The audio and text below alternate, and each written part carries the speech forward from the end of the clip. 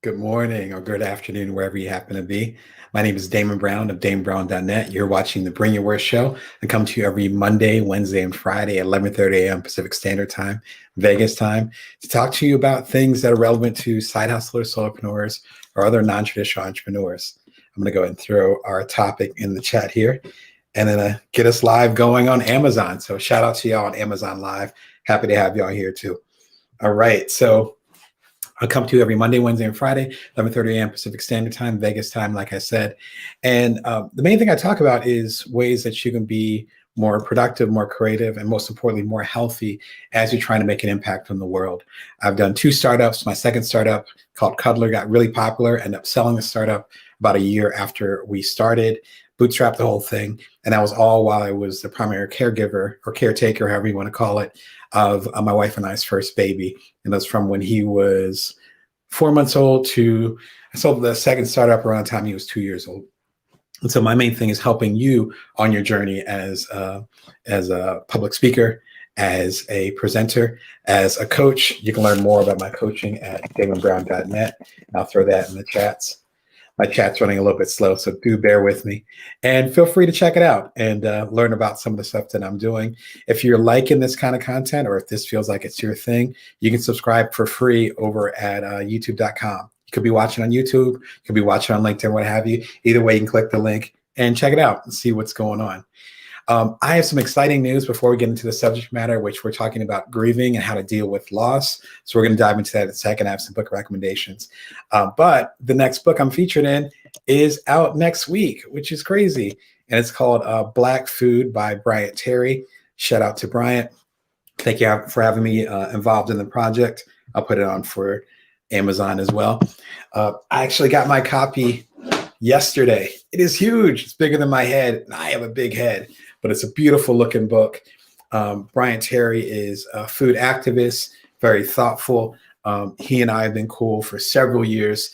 Back when I used to live in San Francisco, we had mutual friends. So it's beautiful to see his work coming together. This is the first book from his imprint called 4 Colored Books.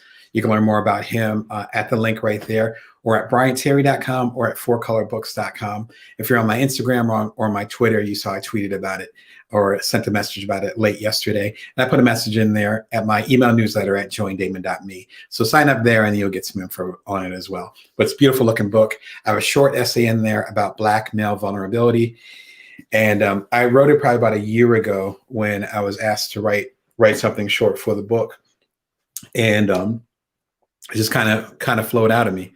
And it's actually really relevant to the topic today, as far as if you're part of what they call minority group right now. So if you're African American, if you're part of the LGBTQ community, sorry, I can't talk today.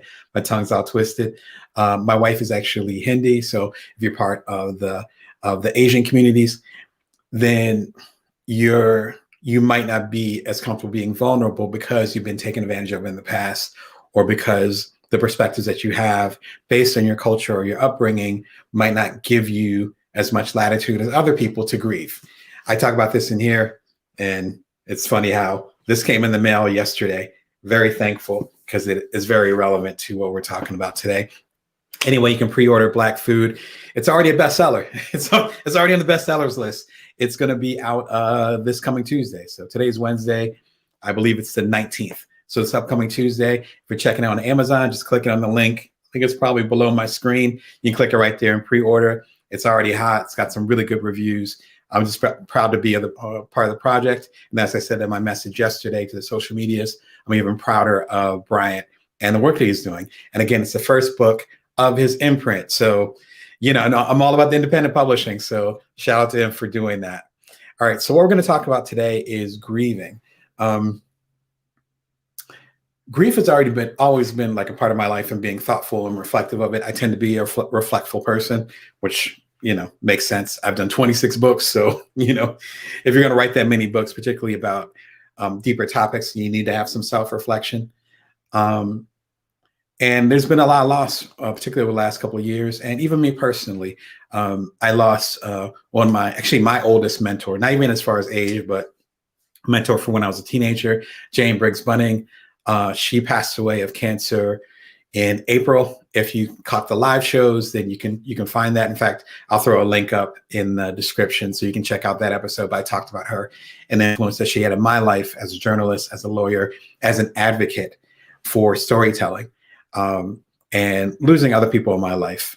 And with the pandemic still going, with the challenges we have culturally, challenges we have with the climate crisis and so forth, there's been a hell of a lot of loss, even as far as with the hip hop community that I've been a part of for years. Back when I used to write for The Source and Double XL and Spin, I used to be a DJ. So it was almost like a previous life of mine. And a lot of those heroes have passed away. They're probably in their 50s. They're not much older than me, or weren't much older than me.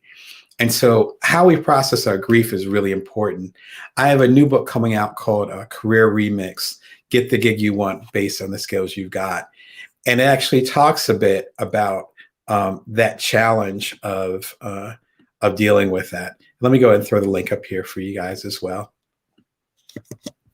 My tech is running a little bit slow, so thanks for bearing with me. A little bit messy, but you guys will be able to click the link.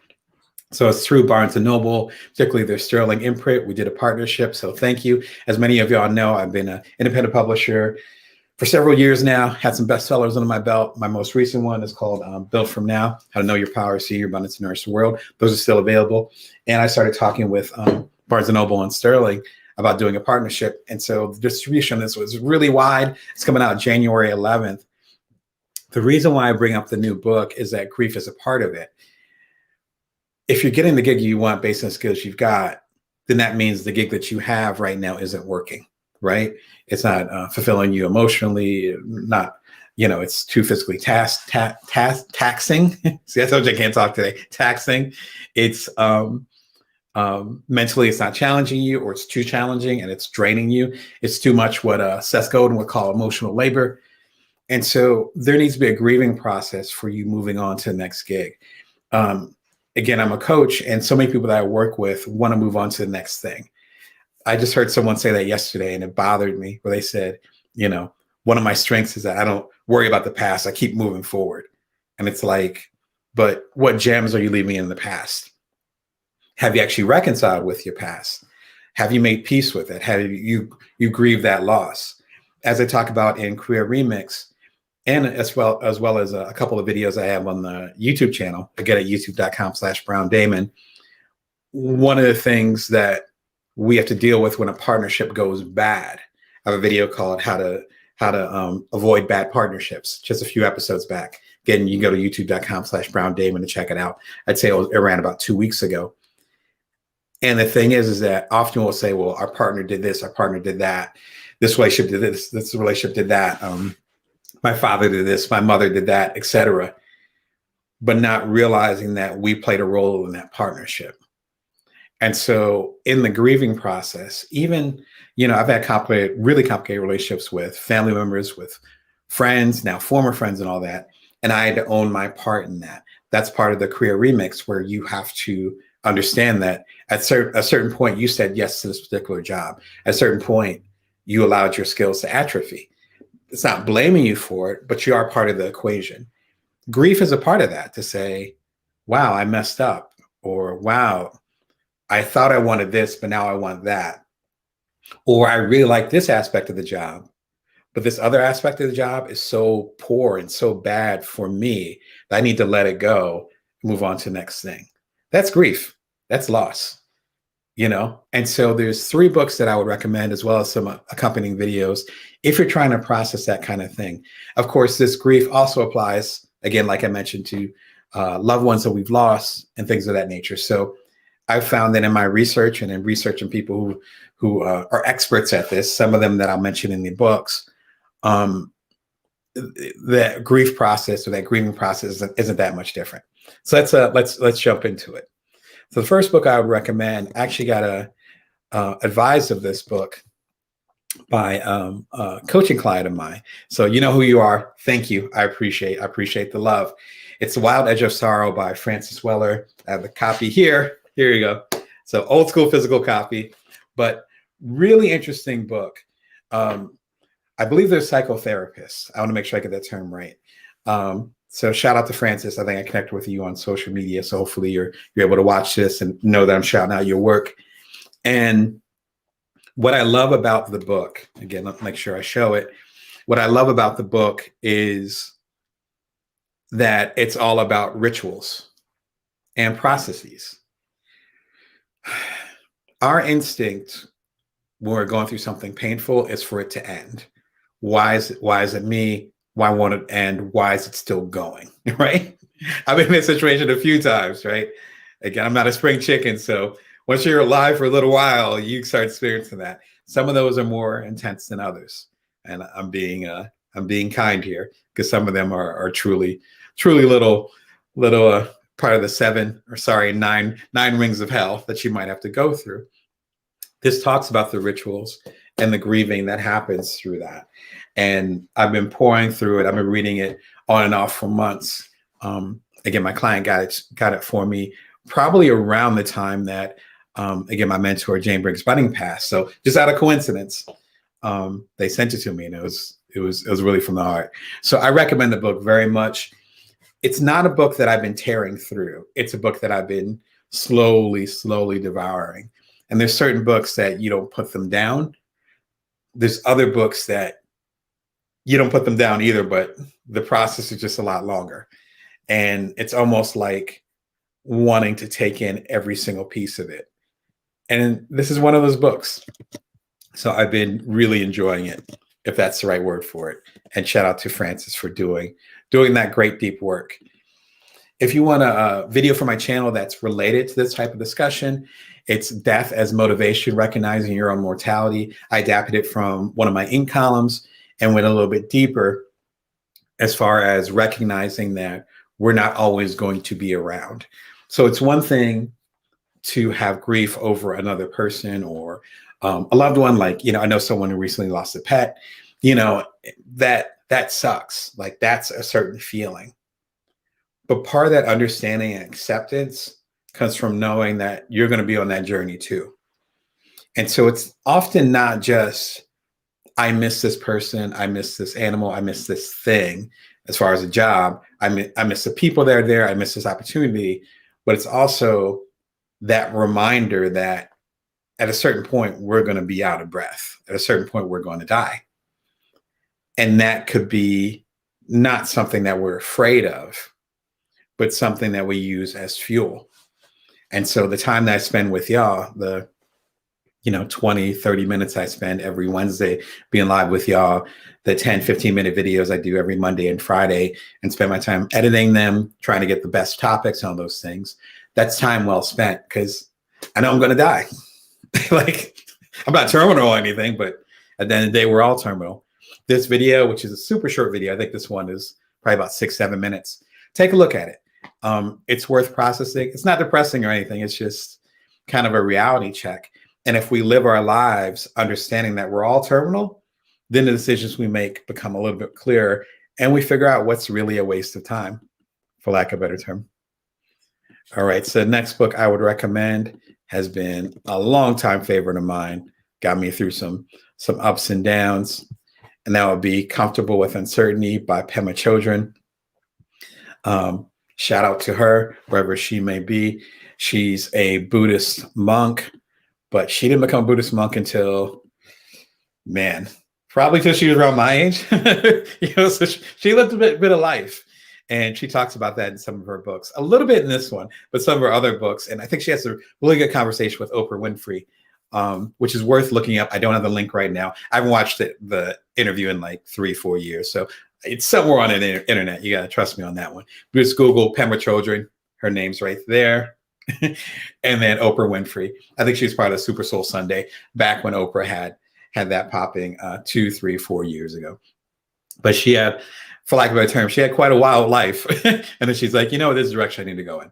So she has had a full life, half of it, doing her thing, and then half of it being in a monastery. And she has such a great way of cutting quick to the point, as they say.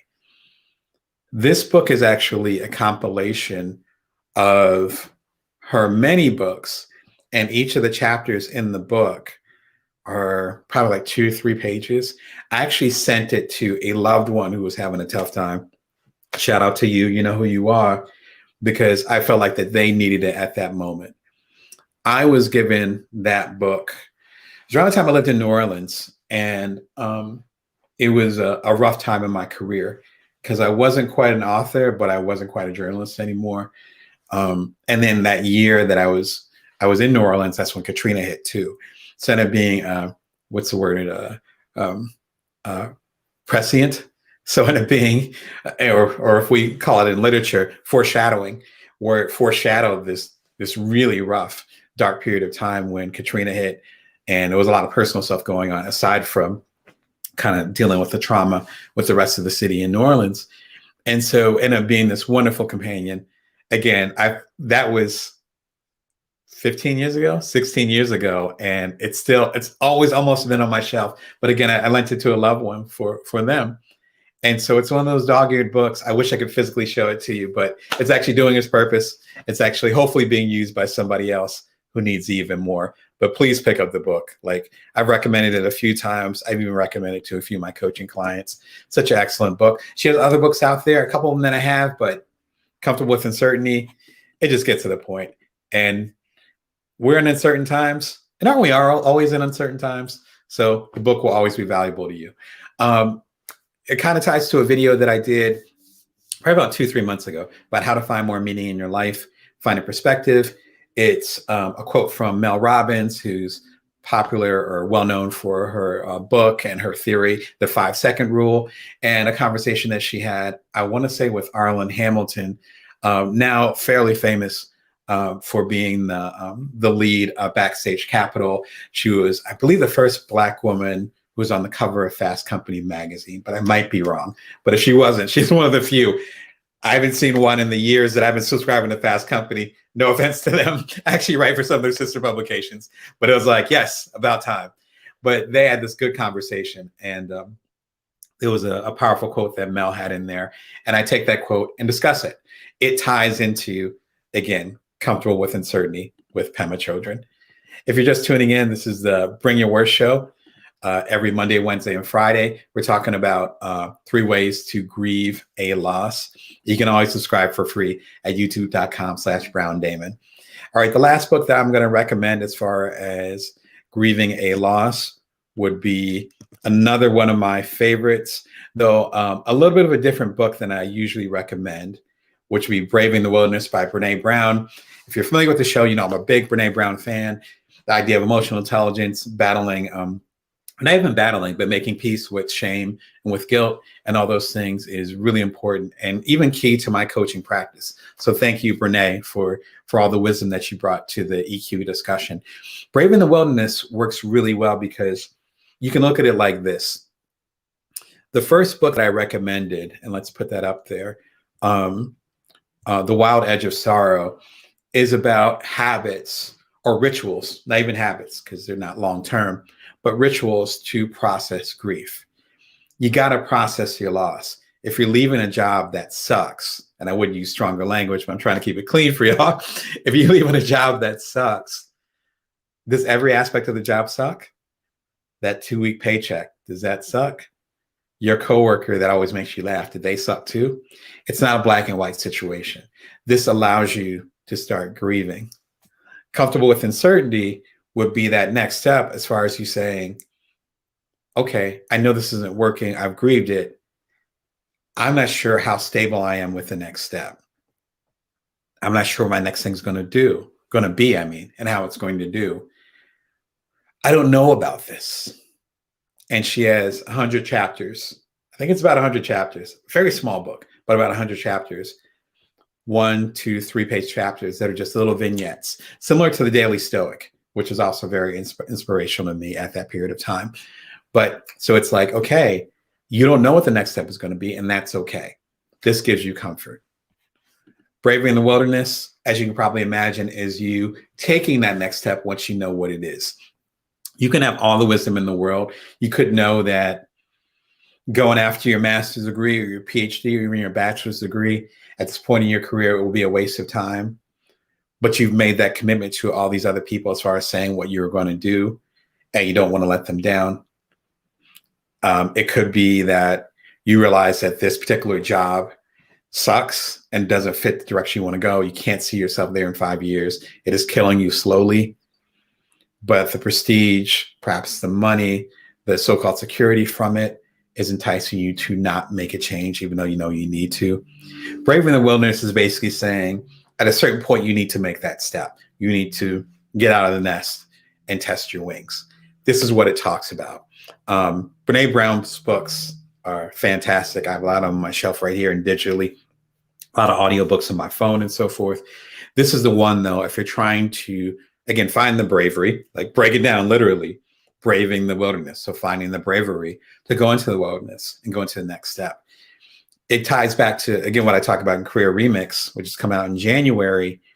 You can't really remix your career or go to the next step of where you are until you like find the confidence, find the hope, find the bravery to move forward. I talk about this, and actually I think I quote the book a couple of times in Career Remix as far as Brene Brown's book.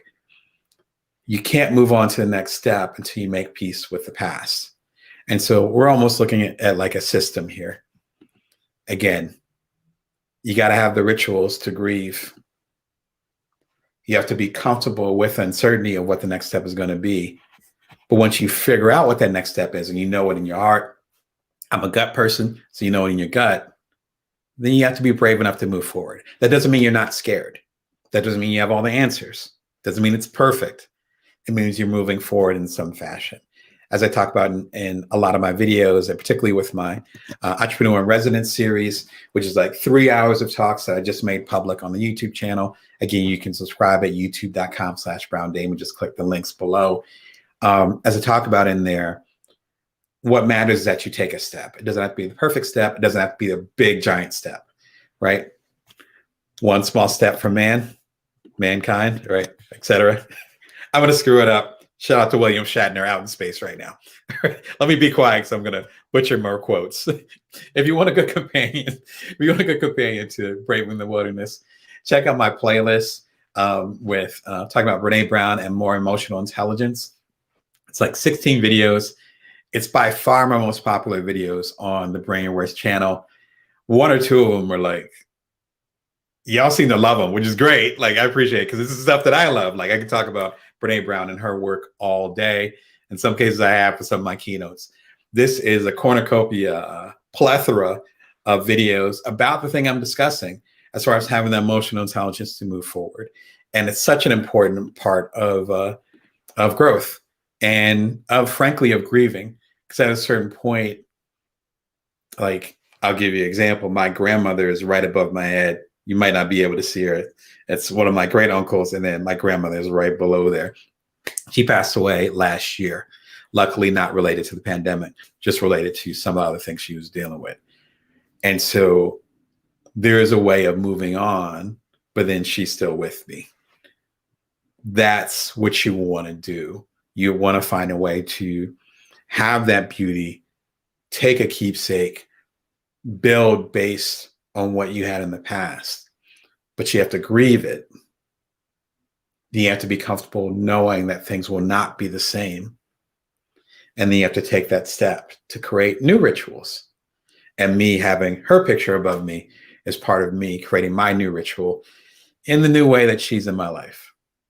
So that's grieving a loss. And as I talk about in the new book, Career Remix, you have to grieve. Even if you don't like what you have right now, you have to grieve it properly. You have to. Otherwise, this stuff comes up later. It doesn't go away. So if there's certain things that you like about your job, certain things you like about your partner, who you're leaving, certain things, even about a family member that might be leaving this world and y'all don't even get along, there's probably some aspect, some piece that you do love. And that's kind of part of the process of grieving. And once you grieve that loss, then you're able to move on properly and then figure out what your next step is. So again, it's the Bring Your Worst show. I'm here when am I here? every Monday, Wednesday, and Friday. I need my coffee, obviously. I'm here every Monday, Wednesday, and Friday, 11:30 a.m. Pacific Standard Time, Vegas time. You can subscribe for free right here. And I'm happy to connect with y'all. And again, the new book is called Career Remix, Get the Gig You Want Based on the Skills You Got. It's coming out January 11th, 2022. And just finalized everything. I am excited for the book. I can't wait for y'all to read it. A lot of stuff that we talked about today in the last 25 minutes, I touch on a lot more in the book. And shout out to all the wonderful people who did these books, Francis, Pema, and Brene, as well as Bryant. Shout out to you too. Anyway, until next time, remember that you can bring your worth always, and that you can always build from now. Take care.